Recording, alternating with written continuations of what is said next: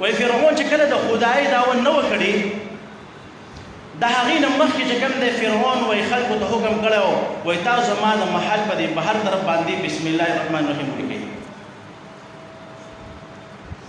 وای خلکو دغه شان وکړه د هغې حکم یې ومنودو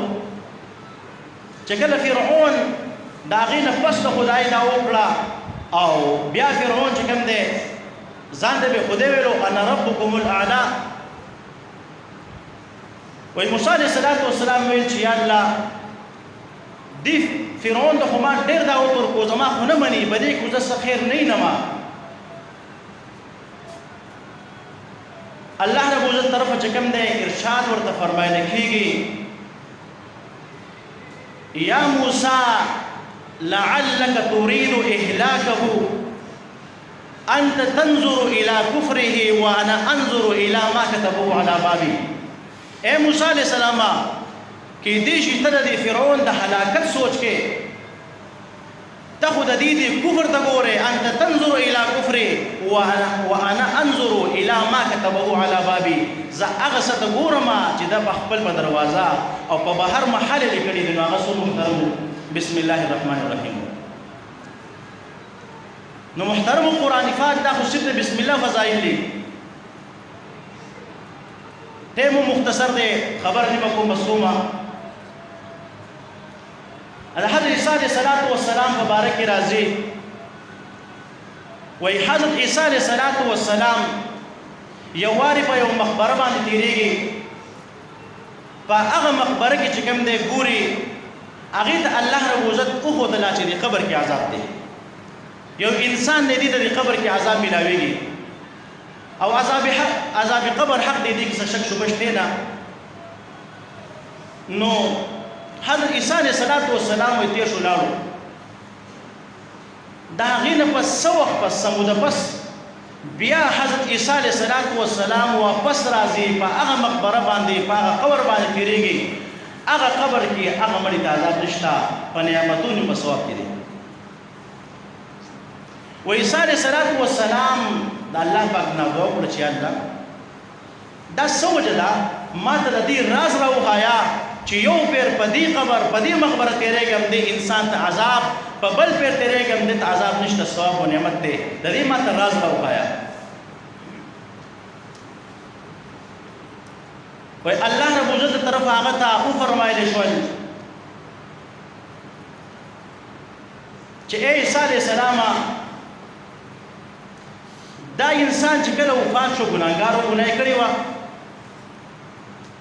د دې د ګناهونو په وجه باندې د خو خبر کې عذاب ما ورکو دا ورکول شروع کړه خو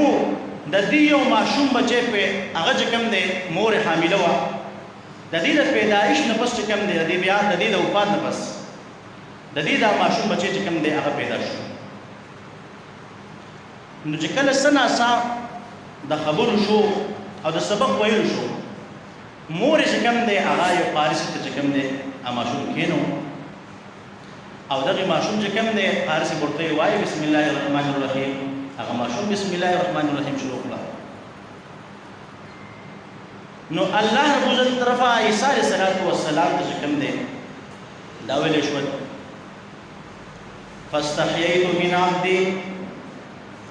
فاستحییت من عبدي أن أعذبه بناري في بطن الأرض وولده يذكر اسمي على وجه الأرض چکل دی ماشوم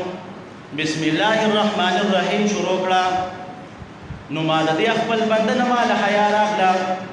ما حیا وکړه چې ځا خپل بنده ته په خپل قبر کې عذاب ورکوم او حال دا دی چې دې ماشوم بچي د ځمکې په سر باندې زمانو اخلي حیا را راځي دې خبرې نه چې دې پلار ته عذاب ورکوم دې قبر کې او دغه ماشوم بچي د دې پلار هغه په خپل وړي جواب زمانو اخلي د دې نه مال حیا راځي نو محترم چې یو انسان په خپل ماشوم بچي خو په دوه نمبر دی چې سړی په خپل قرآن وایي په خپل په قرآن پاک عمل وکړي د دې لپاره دا ډېر زیات خوشاله خبره ده چې په خپل نشي ویلې دنه مقتل ده اوس د دې عذر دی مجبورۍ د مجبوري خو نشته قرآن پاک چې سړی ژوند دی جوړېدی شرط دی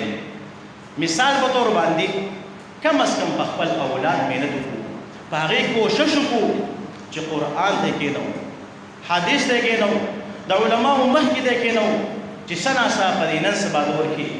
هر طرف ته فتنه ده هر طرف ته شر دی هر طرف ته فساد دی خلک پریشانو کې راګیر دي نو کم از کم چې دا انسان قرآن او حدیث په دې باندې عمل کوي دې لپاره دا ډېر زیات خوشحالي خبره ده الله رب العزت په دې خبرو باندې ما او تاسو ته عمل توفیق راکړي